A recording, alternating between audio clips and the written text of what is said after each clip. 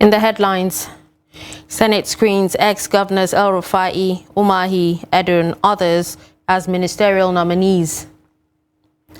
Petroleum Commission workers protest non-payment of 7-month salaries. Parents of teenager who died in police custody in Kaduna demand justice. And away from Nigeria, France to begin evacuation for its citizens, EU nationals in coup hit Niger. Hello and welcome to Trust News Update. I'm Dasha Husseina Usman.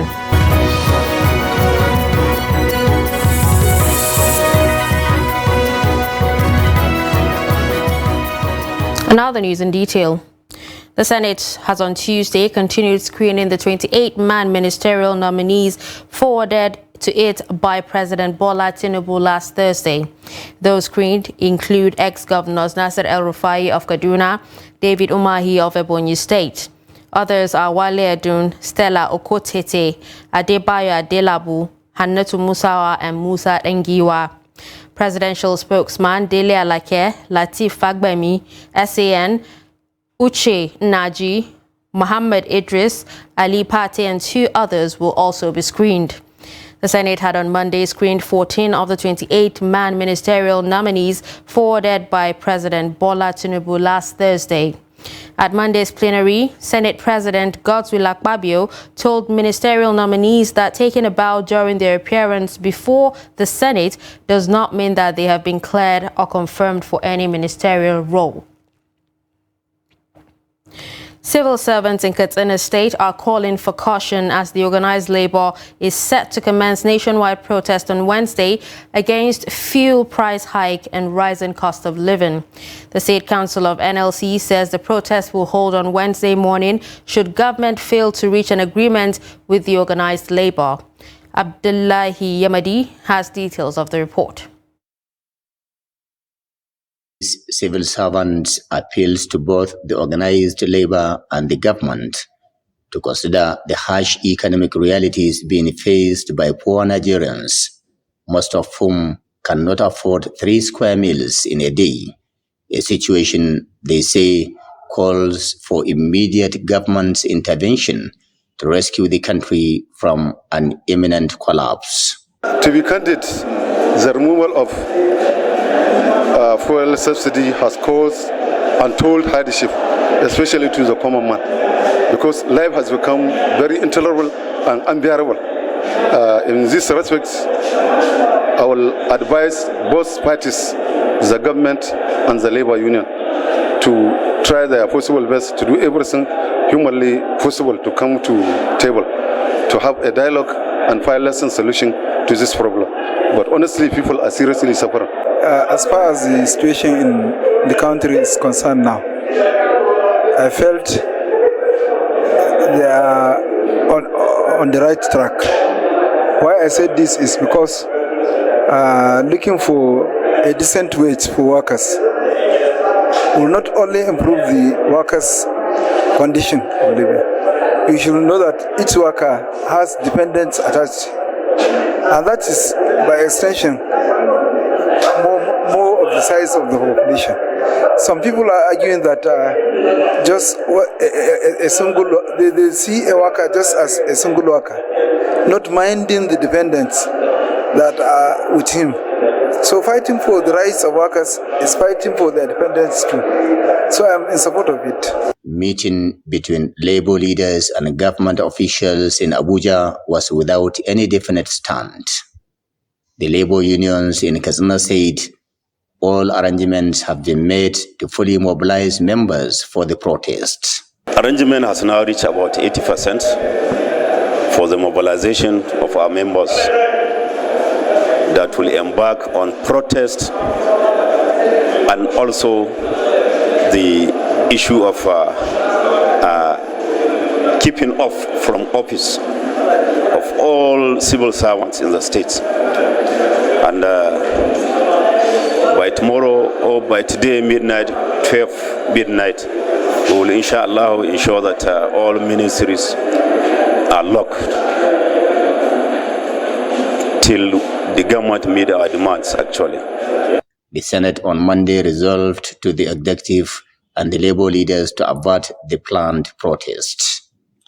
Abdullahi Izumayamadi, Trust Television News, Katsina. Employees of the Nigerian Upstream Petroleum Regulatory Commission on Tuesday protested non-payment of 7 months' salary and non-remittance of pension deduction. The workers blocked the entrance of the Commission's office in the nation's capital in Abuja with placards chanting different songs. Noel Sampson reports. The protesting staff carry placards with inscriptions like "Let NUPRC workers breathe," "No to outrageous legal fees," "Prioritize workers' welfare," among others. According to them, the protest is against negligence by NUPRC management on issues affecting staff welfare, which include no remittance of pension deducted from workers' salary for over 5 months, contrary to the provision of Pension Act, amongst many other issues.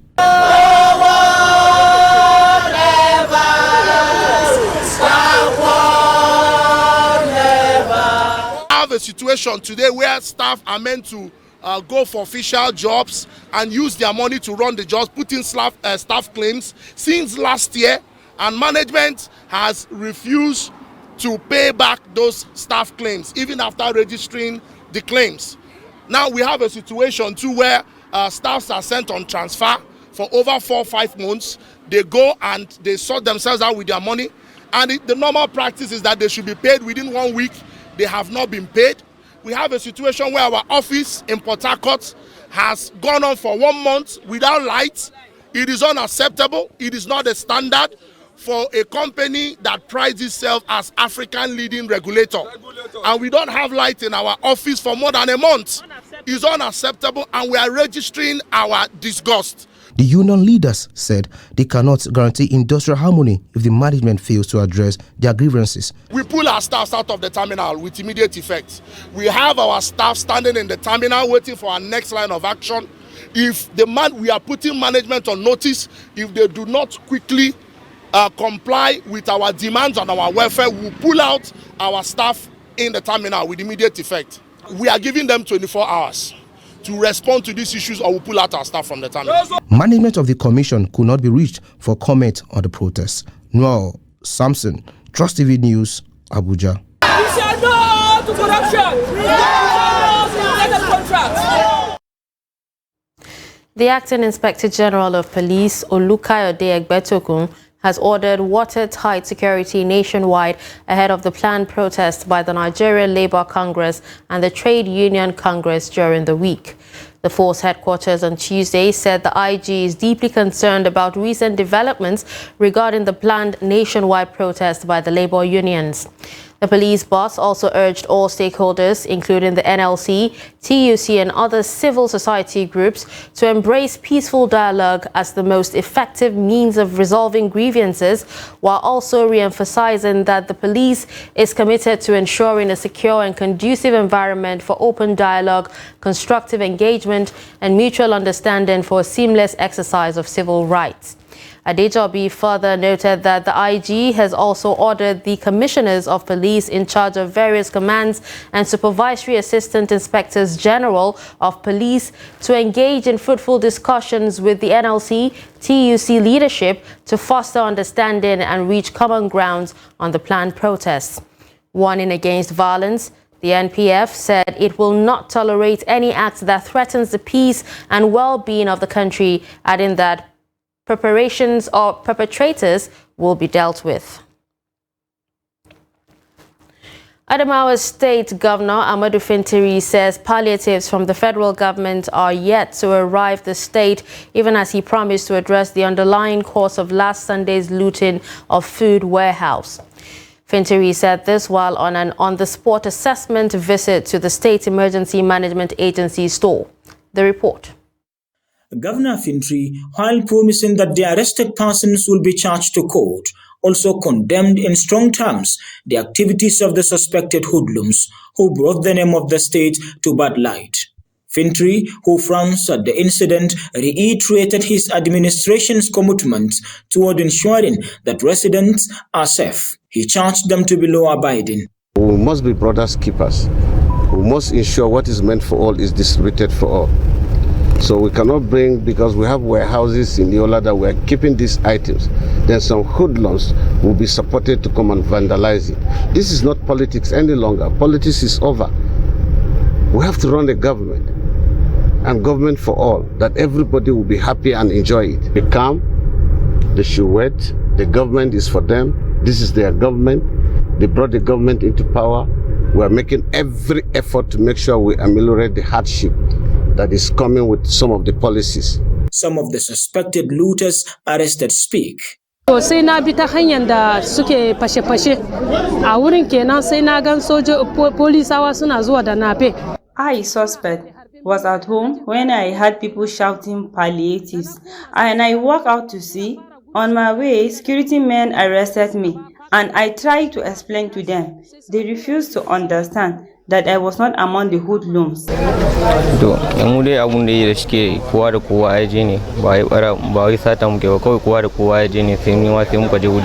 I didn't go there to steal, but unfortunately was scouted around the Semis office by the security personnel and brought here. Some business owners called for an urgent intervention to save them from losing their source of livelihood. The thing is very clear. The areas are being identified, and the government, without delay, I think everything has to be put into structure. And then at least if there is anything to help those who have lost, have witnesses that were victim of what happened yesterday, the government has to look into it. It is a high time for the government to put things in order. If care have not been taken, things should be continued like that, will lose out of control. Normalcy has returned to the state after a curfew imposed on the state was relaxed. Salis Lawan, Trust TV News, Yola. Troops of Operation Hat-Erendaji in the northwest have neutralized 2 suspected terrorists, while several others escaped with gunshot wounds in Batari local government area of Katsina State. The troops recorded the feat in continuation of clearance and offensive operations to clear its areas of responsibility in the northwest of banditry, kidnapping and other sundry crimes, as well as ensure farming and other economic activities thrive in the region. A military source disclosed that troops sacked terrorists from the hideouts in similar clearance operations in Tankari village in Dandume local government area of Katsina State, as well as in Wurno and Goronyo local government area of Sokoto State, respectively. 5 operational motorcycles used by the terrorists were captured during the exploitation. The troops also conducted clearance operation and cleared terrorist hideouts in Ammakarwa, Todongwada, and Mairere village in Danko Wasagu local government area of Kebbi State as the terrorists continues to flee from their enclaves. A joint security operation has sacked armed hoodlums in a camp inside a forest in Osumogu, Newi South local government area of Anambra State. Director, Army, Public Relations, Brigadier General Onyema Nwachuku, who disclosed this on Tuesday, said the camp was invaded by the operatives on Monday following a tip-off. He said 5 soldiers and 2 Nigerian police operatives sustained varying degrees of injuries from IEDs detonated by the criminals. The Army spokesperson encouraged citizens of the Southeast to continue to support ongoing efforts with actionable information and disregard the unlawful 2-week sit-at-home order by going about their daily activities and businesses. President Bola Tinubu has arrived in Cotonou to attend the 63rd independence anniversary of the Republic of Benin. President Tinubu, who arrived Tuesday morning, was received by President Patrice Talon and some top officials as government officials. The event marks the 3rd time Tinubu will meet the Talon since the former became president. They had first met each other on the sidelines of the summit on new global financing pact in Paris, France. Both leaders later met at the 63rd ordinary session of the Authority of Heads of State and Government of ECOWAS held in Guinea-Bissau and recently in Abuja over the political development in Niger Republic, where the Benin Republic president invited him for the anniversary. President Tinubu had drawn the attention of the Beninese leader to the need to review and strengthen cultural trade and economic relations between their two countries, highlighting joint border patrols by the customs and harmonizing regulations on the front lines. You're watching Trust News Update. Coming up after the break. Death of teenager in police custody generates tension. Do stay.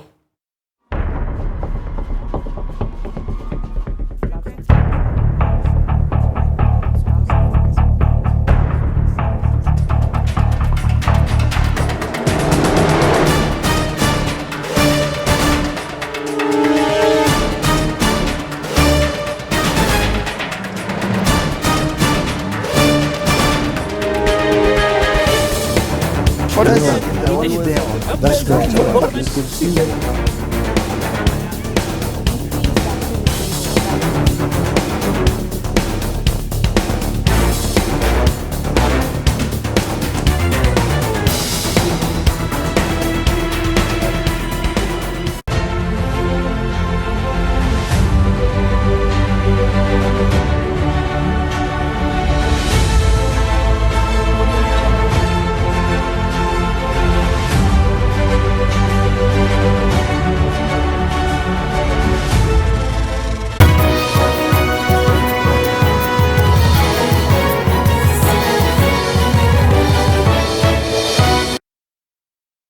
Welcome back and thanks for staying with us. You're still watching Trust News Update. Here's a recap of some of our top stories. We told you that Senate screens ex-governors El-Rufai, Umahi, Edu and others as ministerial nominees. We also told you that Petroleum Commission workers protest non-payment of 7 months' salaries. Moving to health, the Executive Secretary of the Kano State Hospitals Management Board, Mansur Nagoda, has approved the removal of the Chief Medical Officers of Imam Wali General Hospital, Abubakar Imam Urology Center, and Nuhu Bamali Maternity Hospital and replaced them with immediate effect. Similarly, Nagoda has also approved the suspension of all doctors and nurses that were on duty for the evening and night shifts of Sunday, July 30, 2023. This was contained in a statement issued by the board's public relations officer, Samira Suleiman, and made available to newsmen on Monday night. According to the executive secretary, the decision was taken when it was discovered that the affected staff absconded from their duty posts, leaving patients in the hands of students. He warned that the board will not condone negligence, late coming, absconding from duty posts from any medical worker, adding that anyone found wanton would face sanctions in accordance with the civil service rules and regulations. Parents of 18-year-old Faiz Abdullahi, who allegedly died in police custody, are demanding justice in the case of their son who died due to torture during interrogation at the new Barak Divisional Police Office in Kaduna. Faiz was in the custody of police for some days as a suspect before his death. Trust TV's Bello Musa visited the residence of the victim and sent in the report. Faiz Abdullahi lived at Goibirawa Community Haimbanki, Kawo, Kaduna before his death while in the custody of police. According to his mother, Mariam Abdullahi, and brother Adamu Tukur, Faiz was arrested in connection with a bag of sugar he found at the farm. They allege that he died as a result of torture while in the custody of police.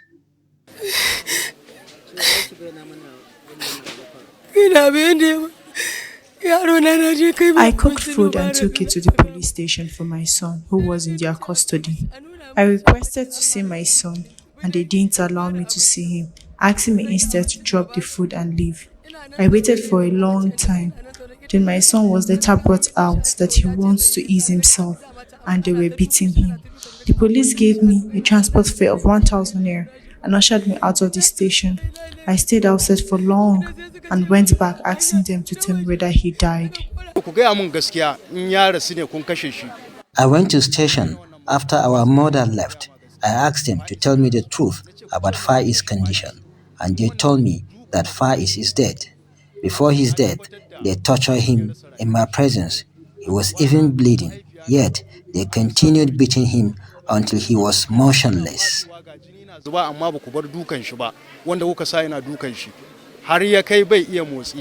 They said they were later prevented from seeing Faiz while in detention, but found out he died.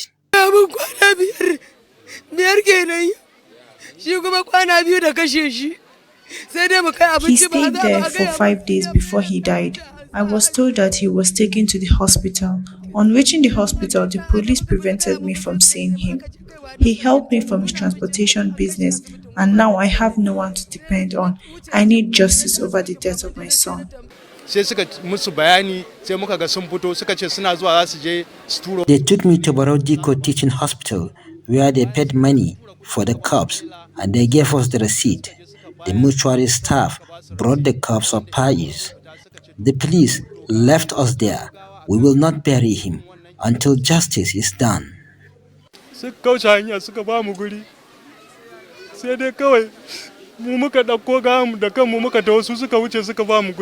This shop belongs to Faiz Abdullahi. He sold tea and bread, but death forced him out of the business. Although he was a suspect in the bag of sugar controversy, community members, while demanding for justice over his death, described him as someone who conducted himself responsibly in the community. Based on my knowledge with the boy, he has no any suspicious character. The boy is a nice person, he's a very kind.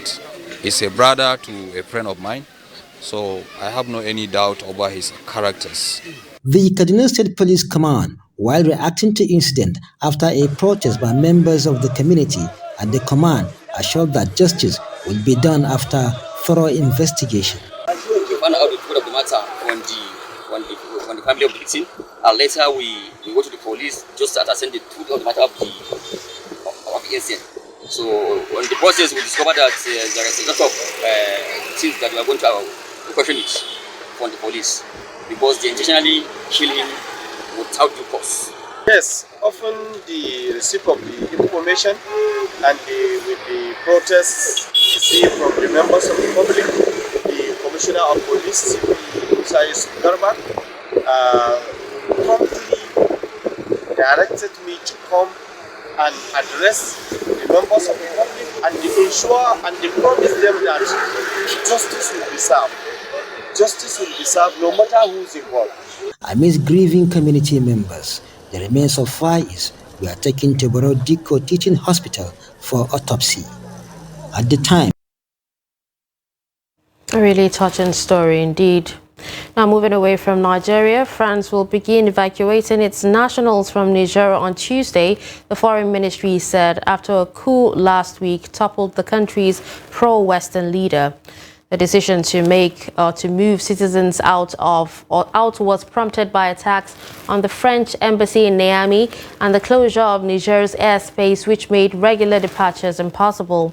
France had earlier on Tuesday said that it was preparing an evacuation in the face of a deteriorating security situation in Niamey, but gave no time frame. There are an estimated 600 French nationals in Niger, not counting visiting tourists or French residents currently outside the country. The foreign ministry said France was also offering to evacuate other European nationals. Junta-led Burkina Faso and Mali on Monday warned that any military intervention in Niger to restore deposed President Mohamed Bazoum will be considered a declaration of war against their two countries. The warning from Niger's military-ruled neighbors came a day after West African leaders, supported by their Western partners, threatened to use force to reinstate the democratically elected Bazoum and slapped financial sanctions on the putschists. And finally, in sports, the Super Falcons of Nigeria will trade tackle with European champions England in what promises to be an explosive encounter at the round of 16 of the ongoing FIFA Women's World Cup in Australia and New Zealand. The 9-term African champion secured a place in the knockout after finishing as runner-up in Group B behind co-host Australia, while England finished as the best team in Group D.